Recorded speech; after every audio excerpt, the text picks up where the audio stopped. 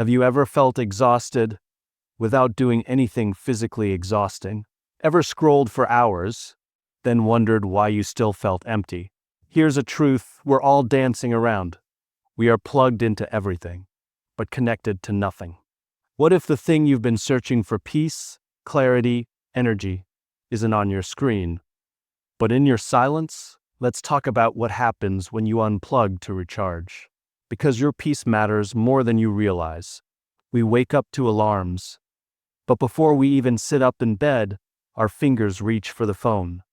Not to stretch, not to breathe, but to check notifications, messages, missed calls, updates. It's a ritual now, a ritual of noise. Not the kind you hear, but the kind you feel in your brain, in your chest, in your constantly buzzing awareness. It's digital, yes, but it's deeply emotional too. We scroll through headlines and highlight reels, not because we want to, but because we don't know how not to. Somewhere along the way, the quiet became uncomfortable. Silence started to feel like something's wrong, as if the absence of noise means something is missing. So we fill it with reels, with emails, with podcasts, with background music while making coffee, with background conversations while working. Constant input, constant stimulation, and yet we feel less inspired than ever. Our nervous systems were never built for this. For centuries, humans have lived with rhythms of nature, of community, of solitude. But now, the rhythm is a race to keep up. Keep up with trends, with texts, with tweets, with timelines. We are sprinting from one dopamine hit to another, without ever stopping to ask, what is all this noise doing to us? Noise isn't just volume. It's mental clutter. It's the piling of irrelevant thoughts, external expectations, invisible pressures. It's being interrupted by things that don't matter and distracted from the things that do. We've confused availability with responsibility, and we've replaced depth with speed. We want everything fast, but we don't realize what we're losing in the process. Look around in any cafe, any train, any office. Silence is suspicious now. People feel exposed when they're alone with their thoughts. We call it boredom, when really, it's our brain asking for a break. But instead of honoring that need, we bury it under more stimulation. We swipe, we scroll, we reply, we consume because it feels safer than sitting in stillness. Stillness feels awkward when you've been conditioned to perform for invisible audiences.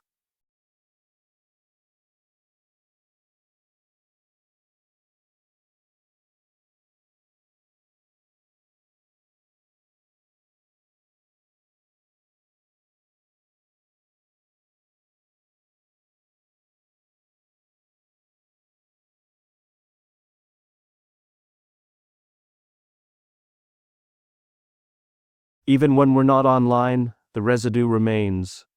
Our minds rehearse arguments that haven't happened, compare achievements that aren't ours, relive moments we never experienced firsthand. That's the thing about noise, it doesn't turn off when the screen does. It lingers. It echoes in our inner dialogue. It clouds our decisions. It dulls our creativity. In this world of endless noise, depth becomes rebellion. Reflection becomes rare. Real conversation becomes a lost art. How often do we speak just to fill a gap, rather than to express something meaningful? How often do we listen, not to understand, but to respond quickly so we're not left behind in the rush? The noise has trained us to mistake speed for value, and noise for connection. But connection built on constant noise is fragile. It breaks the moment silence enters the room. We've lost the distinction between what is urgent and what is important. Noise is urgent, it demands attention now. Peace is important, it offers strength over time. But because noise shouts and peace whispers, we respond to the louder voice. We follow the digital breadcrumbs, hoping it leads us somewhere meaningful. But what if all it leads to is more noise? The tragedy isn't just that we're overwhelmed. The tragedy is that we've normalized it. We wear busyness like a badge. We confuse stimulation with meaning. We convince ourselves that we're connected, while growing more disconnected from ourselves with every buzz and beep. And until we stop to examine the noise, to question why it's always present, we'll keep living in the echo, never realizing how loud it's truly become. We've been taught that visibility equals value. If you're online, you're productive. If you're responsive, you're committed. If you're available 24/7, you're reliable. But what if that narrative is broken? What if true leadership doesn't come from being constantly plugged in, but from knowing when to step back? Disconnection is often misread. In a culture obsessed with hustle, the moment someone steps away, eyebrows raise. People whisper, "Are they slacking off?" But here's the deeper truth: leaders who disconnect aren't checking out, they're tuning in. Not to emails or updates, but to vision, clarity, purpose. They're doing the work that isn't always visible, but is absolutely essential. Leadership requires perspective. And perspective doesn't live in group chats. It lives in the pause, the space between the doing and the deciding, the quiet before the call is made. That's where strategy forms. That's where intention grows. And you don't reach that space by reacting to every ping. You reach it by creating room to think. Disconnection is not the absence of activity. It's the presence of boundaries. It's recognizing that constant engagement drains focus, and focus is a leader's sharpest tool. When you're always reacting, you're never reflecting. And without reflection, leadership becomes performance rather than principle. It becomes noise instead of direction. We often celebrate the leader who's first in and last out. But the one who pauses, who turns off the phone for a few hours, who spends a day walking, writing, listening not to podcasts, but to themselves, that's a leader who's anchoring themselves before steering others. Because you can't guide from a storm if you're caught in it too. The best leaders don't run on adrenaline, they run on awareness. And awareness requires disconnection. Not permanent withdrawal, but intentional retreat. It's stepping away from the frenzy, not because you're weak, but because you're wise enough to know when your presence has become noise instead of value. Leadership isn't about being everywhere. It's about being fully where you are. And sometimes, to be present with others, you first need to be present with yourself. That's not selfish. That's sustainable. Because when your mind is scattered across 100 tabs, how can you possibly lead someone to clarity? This is a shift the world desperately needs. To see silence as strength, solitude as strategy. Disconnection isn't about escape, it's about alignment. It's when you unplug from external demands so you can plug into deeper decisions. That's where your real influence comes from. Not from being available, but from being aware. And let's be honest, people don't follow you because you reply fast. They follow you because you carry depth. Because your words come from stillness, not stress. Because your leadership has weight, not just volume. And that kind of leadership can't be rushed. It has to be cultivated in moments the world rarely sees. So while the world spins louder and faster, some leaders will choose a different rhythm. They will log off, not out of apathy, but out of alignment. They'll step away, not to rest from responsibility, but to return to it stronger, clearer, more grounded than before. Clarity isn't found in chaos. It's born in calm. And yet, we live in a culture where mental fog has become a default state. We call it being busy. We call it multitasking. But more often than not, it's just noise digitally wrapped and instantly delivered. Notifications aren't just sounds, they're interruptions. And every interruption has a cost. Not just time, but focus. Not just attention, but depth. We like to believe we can handle it all. A quick reply here, a like there, a scroll between tasks. But each ding, each buzz, each red bubble fractures our mental flow. It pulls us out of our thoughts and shatters our concentration. And over time, we forget what it even felt like to be fully immersed in one thing. We forget how deep our minds can go because they're too busy staying on the surface. The modern brain is constantly anticipating the next alert. Even in silence, it twitches with expectation. We don't just check our phones, we check them reflexively, impulsively, sometimes without realizing it. That's not productivity, that's programming. The kind that keeps us reactive, not reflective. The kind that makes it nearly impossible to create, to think clearly, to feel fully present. Mental clarity isn't about thinking harder. It's about clearing the space where thought can actually happen. And that space doesn't live in an environment of constant pings. It lives in uninterrupted stretches of focus, in blank pages, in walks without distraction, in moments where nothing is demanding your attention, so you can finally give your attention somewhere on purpose. You don't realize how cloudy your mind has become until you turn it all off. It's like walking out of a noisy club and suddenly hearing your own breath. The world slows down. Your thoughts return to you. Not the borrowed ones from timelines and trends, but your original thoughts, the ones that live underneath the noise. They've been waiting. You just haven't given them room. In those moments of silence, something shifts. Questions arise that matter. Ideas form without pressure. And answers you've been chasing in a rush of input begin to surface. Not because you forced them, but because you stopped forcing anything at all. That's what happens when notifications end. It's not just quiet outside, it's quiet inside. But we resist it. We've grown used to distraction as a way of numbing.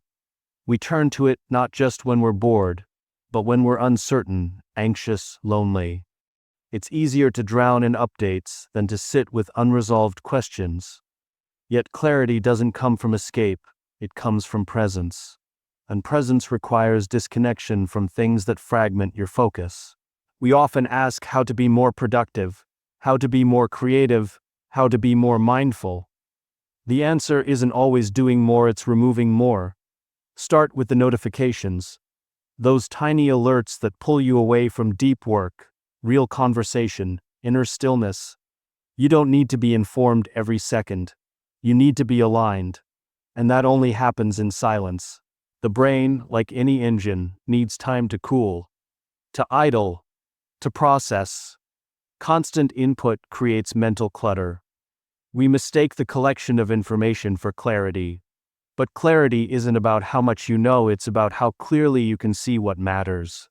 And you can't see clearly through a screen that never dims. What if the breakthrough you're waiting for, the clarity you crave, doesn't live in the next notification, but in the space left behind when they finally stop? Peace has a reputation it doesn't deserve.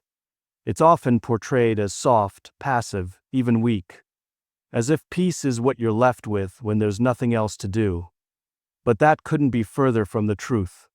Peace isn't what happens when the noise stops, it's what you fight to protect when the world keeps getting louder. It's not the absence of chaos, it's the decision not to let chaos lead. Choosing peace doesn't mean you ignore problems. It means you respond to them differently. It's standing in a storm and choosing not to become part of it. It's the strength to pause when provoked. The restraint to stay grounded when it would be easier to react. That's not passive, that's discipline. That's the kind of power that doesn't need to be loud to be felt. It takes effort to stay calm in a world designed to keep you triggered. Everything around you pushes urgency, notifications, headlines, opinions. You're told if you don't react now, you're out of touch. But peace tells you something else. It tells you that not every battle deserves your energy. Not every noise needs your voice. And not every moment is improved by your participation. Peace is a boundary. A firm, intentional line drawn not out of fear, but out of clarity. It says, "This is where I end, and where the world begins. And I get to choose how much of it I let in." That choice takes courage, because the world will call it selfish. It will call it avoidance. But in truth, it's wisdom. It's knowing that your internal world shapes everything external. And if that world is in turmoil, everything you touch will be too.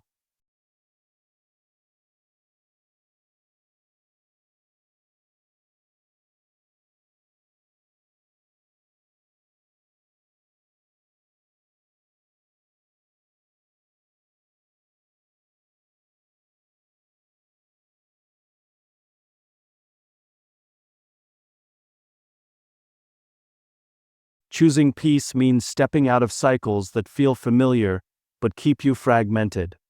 It means walking away from conversations that always spiral into conflict. It means turning off the screen when the scroll begins to erode your spirit. It means creating space not just in your schedule, but in your soul, and that requires intention. It requires action. It requires you to show up for yourself in a way the world often forgets to validate. It's much easier to go with the current, to be reactive, to respond without thinking. That's what the world trains us to do. But peace doesn't ride the current, it redirects it. It says, I choose my rhythm, I choose my pace. And in that choice, you reclaim your power. Because when you choose peace, you're not escaping the world, you're engaging with it more fully, more clearly, more honestly. Peace doesn't avoid the truth. It just refuses to be dominated by fear. It allows you to hold complexity without collapsing, to hold tension without losing balance, to listen, not to argue, but to understand. That takes strength. It takes more strength than shouting ever will. And that strength is what sets leaders apart. Not their dominance, but their inner steadiness. When you choose peace, people notice. Not because you demand their attention, but because your presence changes the temperature of the room. You become the calm in the chaos, the steady voice in the uncertainty, and people trust that. Because peace is not a mask, it's a magnet. It draws others in not with force, but with depth, and that's the kind of influence that lasts. The world doesn't need more people who can shout louder. It needs people who can stand stiller. People who can hold peace not just in quiet moments, but in the midst of noise, pressure, and pain. Because when peace is chosen, not assumed, it becomes something far more powerful than a feeling. It becomes a foundation. Unplugging is often misunderstood. We treat it like a luxury, a rare indulgence you reward yourself with once everything else is done. As if disconnecting is some kind of guilty pleasure rather than a wise, strategic decision. But in reality, unplugging isn't about losing something. It's about regaining what we've given away without realizing. Our attention, our energy, our direction. The world praises availability. Always reachable, they say, as if it's a badge of honor. But always being available to others often means being unavailable to yourself. That's not just exhausting, it's unsustainable. When you unplug, you're not disappearing. You're choosing to reappear more fully, more consciously, in places that matter more. That's not avoidance, that's intention. The truth is, no one thinks clearly while drowning in noise. Strategic thinking doesn't come from constant reaction. It comes from reflection, from stillness, from space. The best ideas don't arrive in the middle of your 37th notification. They come when your mind is finally quiet enough to listen. That's why unplugging isn't a retreat, it's preparation. It's how you recharge your clarity before your next move. In high-performance cultures, rest is seen as weakness. Silence feels threatening. But the wisest minds have always known otherwise. Leaders don't just act, they discern. And discernment requires distance.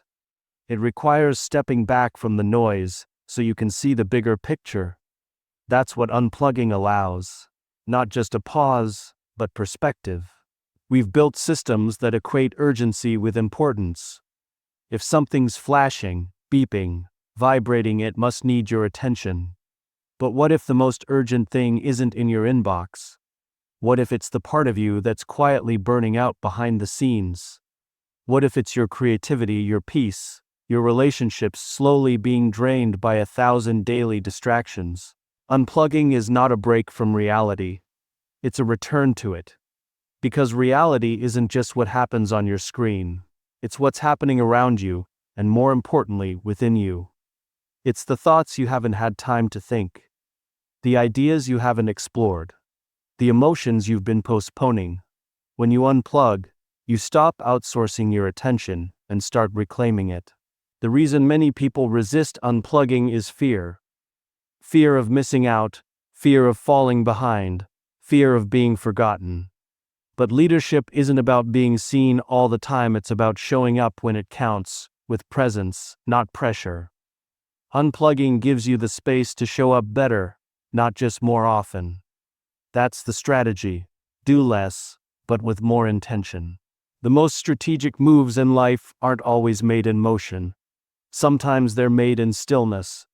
In stepping away, not because you're losing control, but because you're building it. In stepping out, not because you don't care, but because you care too much to show up halfway. Unplugging is how you realign, so when you plug back in, you do so with power, not fatigue. What the world calls sacrifice is often just discomfort. The discomfort of missing a few updates, of being unreachable for a moment. But every time you choose discomfort over distortion, you grow stronger. Your mind gets clearer. Your focus gets sharper. You stop reacting to life and start designing it. That's not sacrifice. That's strategy at its finest. Because in the end, the ones who unplug aren't falling behind. They're choosing to move forward differently. Not with noise, but with clarity. Not with pressure, but with presence. They're not giving up connection, they're redefining it. On their terms. And from that grounded place, they build lives not just of success, but of sustainability. We live in a world that glorifies the grind and rewards the noise. A world where being constantly connected is mistaken for commitment, where urgency has replaced clarity, and where rest feels like rebellion. But the truth is, peace was never meant to be passive. Clarity was never meant to be crowded, and leadership was never meant to be loud. When you choose to unplug, you're not stepping away from life, you're stepping into it more fully. You're not turning your back on responsibility, you're turning your attention toward what truly matters. You're not escaping pressure, you're elevating your perspective.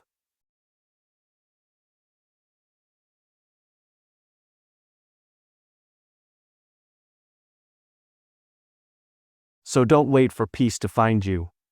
Don't wait for the noise to die down. Choose the pause.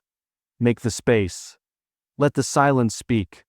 That's where your power lies, not in your constant presence, but in your conscious presence. Unplugging isn't the end of your productivity. It's the beginning of your purpose.